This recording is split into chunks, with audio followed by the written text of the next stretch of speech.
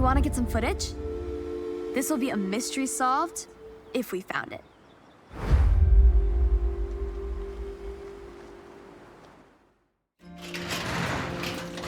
Oh, it's the missing car. Ford Sierra Cosworth RS 500. Still with the container and everything.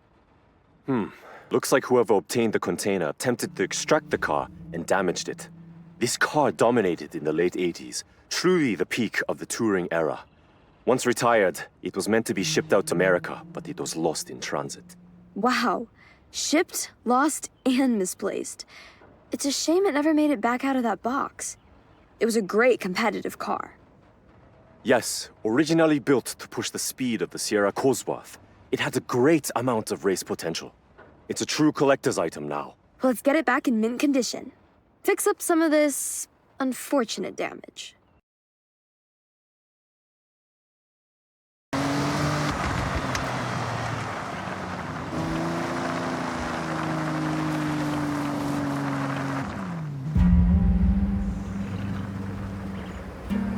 Hey, could you do me a favor and film this find? It'd really mean a lot.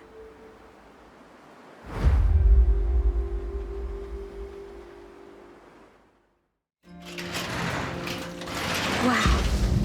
The nostalgia is really hitting me right now. This is my dad's '62 Lincoln Continental. He sold it when I was still tiny, but he told me all sorts of stories about this car. He poured so much passion into every inch of this thing. You can see how well he looked after this car, May.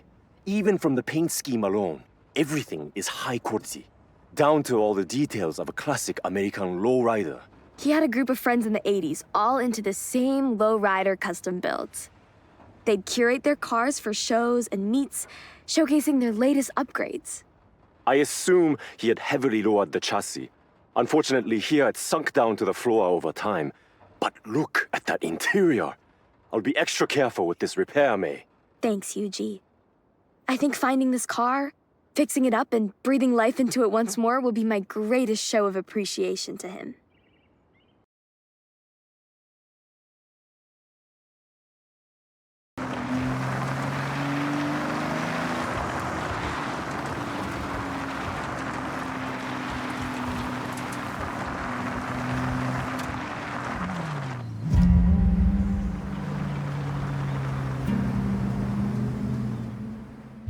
This is so exciting. Hopefully it's the car we think it is. You want to document this? We can film it, then look back at the progress. Ready? Oh, Nissan Pow!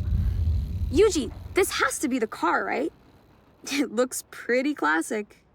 Yes, definitely the car we heard about. How about both? You know this car sold out just 3 months after pre-orders went live? The retro-futuristic design is very appealing, I have to say. In pre-orders they were popular. I believe this one was well loved too, although it's been quite exposed to the elements. But once it's fixed, it'll be perfect to explore the countryside in. All right, let's get this out of here and get to work.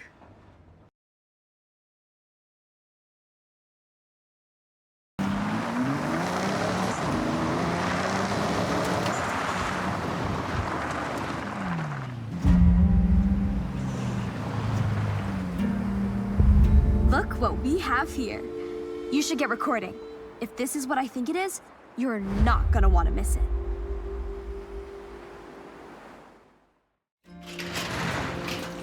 In its prime, I can only imagine what this Toyota 2000 GT would have looked like. Stunning, I bet.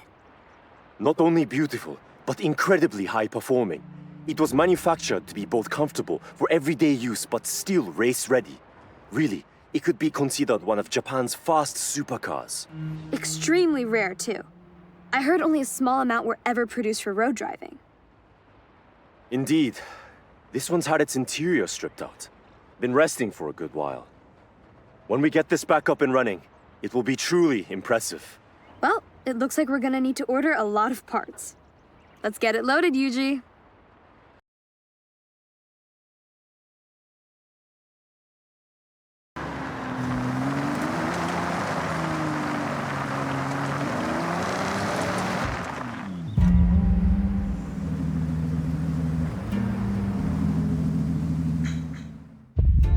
us might very well uncover a great mystery here.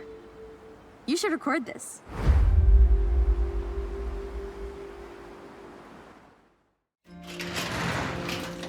The rumors were true.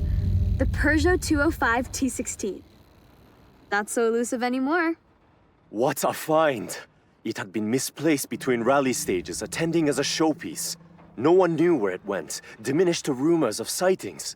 The 205 was a fierce competitor back in the 80s, right? Had a good few wins under its belt? Absolutely. In fact, the most successful Group B vehicle. The T16 was a wonder, all-wheel drive and powerful. For regulations, Peugeot was required to make 200 units, all inspected in the same place. I can only imagine what a sight that was. Well, this car definitely needs some TLC. Looks like it was left in a rush.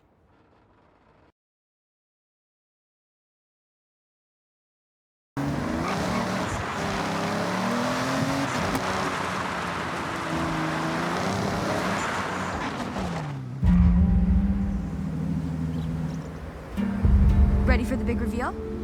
Get a camera to record. You'll be glad you did.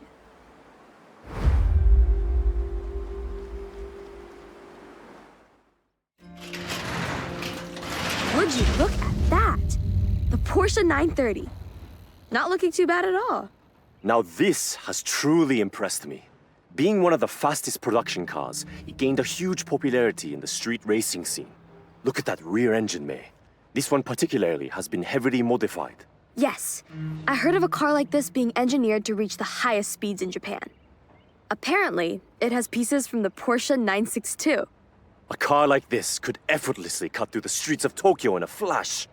I have to say, as soon as I saw the color, I recognized it. It's somewhat notorious amongst fans, but this popularity ultimately led to its retirement. Wow, it looks like we owe it to car culture to restore this Porsche. Yuji, you ready?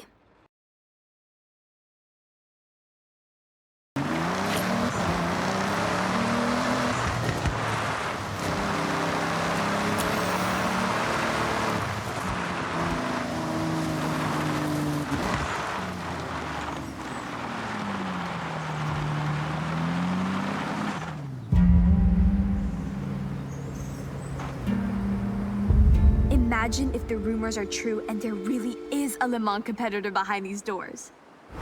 Get your cam ready.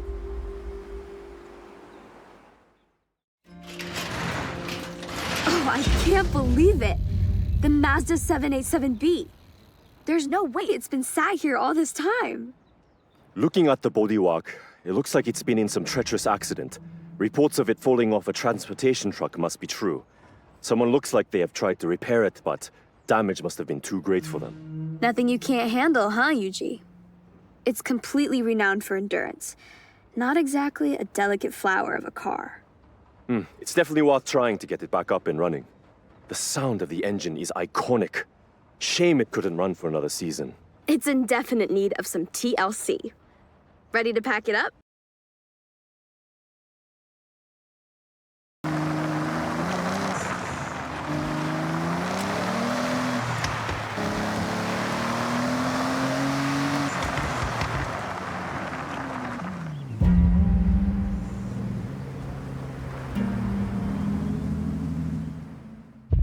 This will be a special one for you, right, Yuji? We should definitely capture it. Got your camera?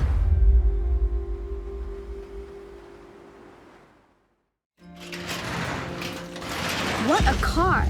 The 1984 Tamika Skyline Turbo. This person was really trying to make this street legal? Yes, an ambitious project fueled by pure passion. You can see the wheels have been switched out. It's a car built for maximum downforce and minimal weight. Do you think we could really get this out on the road?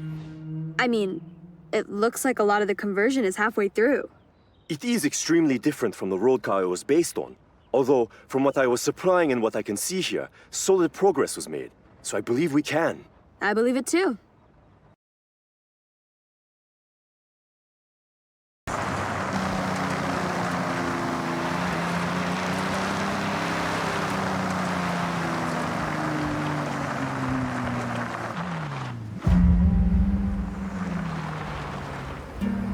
What's that?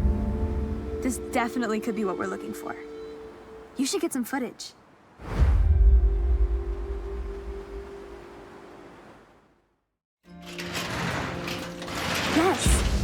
it is! The Sierra Enterprises Evo. I remember this story back in 2010. A Mitsubishi time attack car with so much potential. It had a truly unfortunate run. The turbo blew during its second time attack. They never continued work due to the cost. I remember. It came second twice, right? The owner wanted more, though, and they ended up losing the car to time. The specs on this really set a new precedent for time attack cars. It boasted an incredible four-cylinder turbo engine, tuned to complete perfection. A real thing of engineering art. They really got every ounce of performance out of it. Right, let's load it up and get it back out there.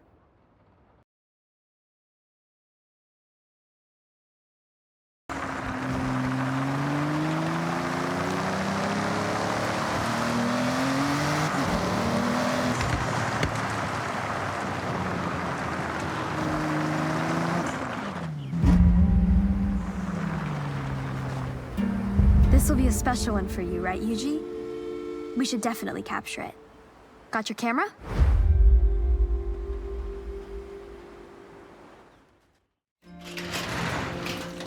Now this is a real special find. 71 Nissan Skyline GTR. Recognize it, Yuji? I'd recognize this car from a million kilometers away.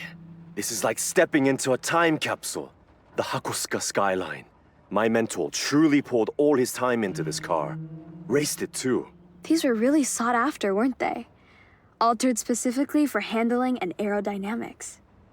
Yes, May. These models were built to be truly competitive.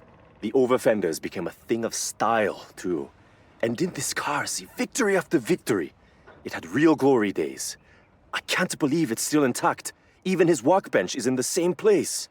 Let's finish what your mentor started, right, Yuji? It'll be a full circle moment.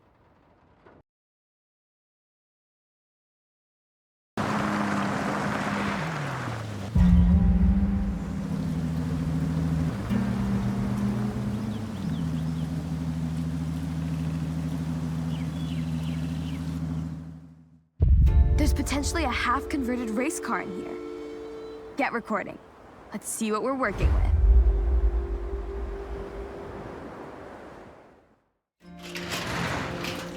Yep, the Lamborghini Diablo SV, one of the greatest poster cars of the 90s. This one looks like it was decked out too.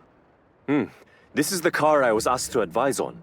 It originally was fitted out with flashy accessories, but the owner wanted to strip it back, restore it to being race-ready. Unfortunately, regulations changed and the money needed to upgrade dwindled. I guess all the extras made the car heavy. A Diablo SV like this sat half ready for the track is so heartbreaking to see. Even in this state, you can see its potential. It's a powerful car. Rear-wheel drive and gets to top speeds quickly. It's a real shame this car never saw the Super GT series. It's a beautiful car, both with the vibrant accessories and without. Yuji, let's load it.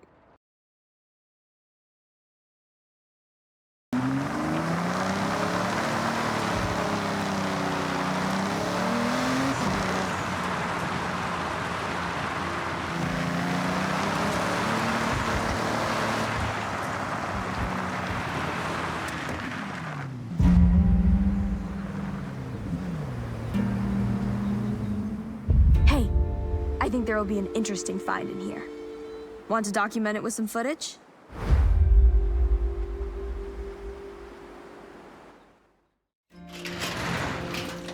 Ooh, a Mitsubishi Montero Evolution.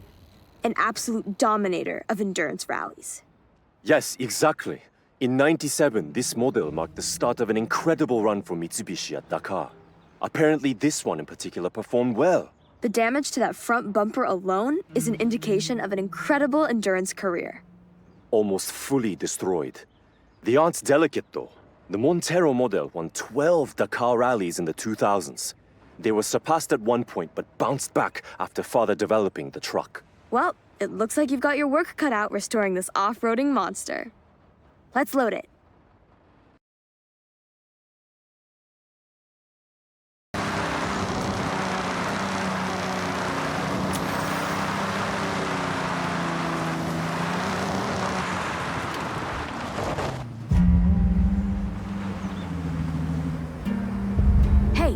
is it.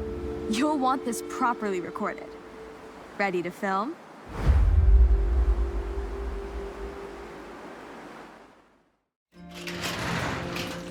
This has got to be the mysterious Nissan of the mountain passes.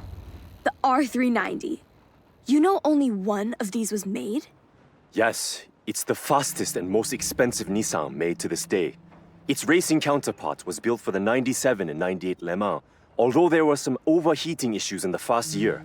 They manufactured this singular model to comply with street legal regulations of the GT1 class. I heard there was a huge mix-up during a transfer of cars to new facilities. Cars were sent to the wrong places, and most were successfully tracked down. All but one. Looks like it fell into the hands of someone who knew their way around this type of vehicle, and their way around the tollgate passes. The car's set up properly on the lift, ready for welding. They obviously wanted it to remain a secret. The owner could even be you, Yuji.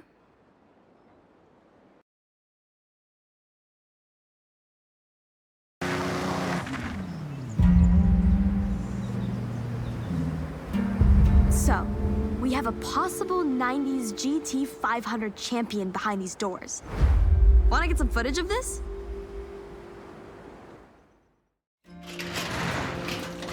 Wow! Number 23 Nismo Skyline GTR. Just look at that engine! This was an on-track monster back in the day. Both a championship and constructors winner, untouchable up until 99 when it was swapped out. It was still used in the festivals, right, Yuji? I heard it was at some of them in the 2000s. That's right. It was around for a few years after its retirement. Look at the build-up on the bodywork. The upkeep would have been costly, which I assume is why it's been left in the middle of repairs. I'm actually really hyped about this one. Yuji, work your magic.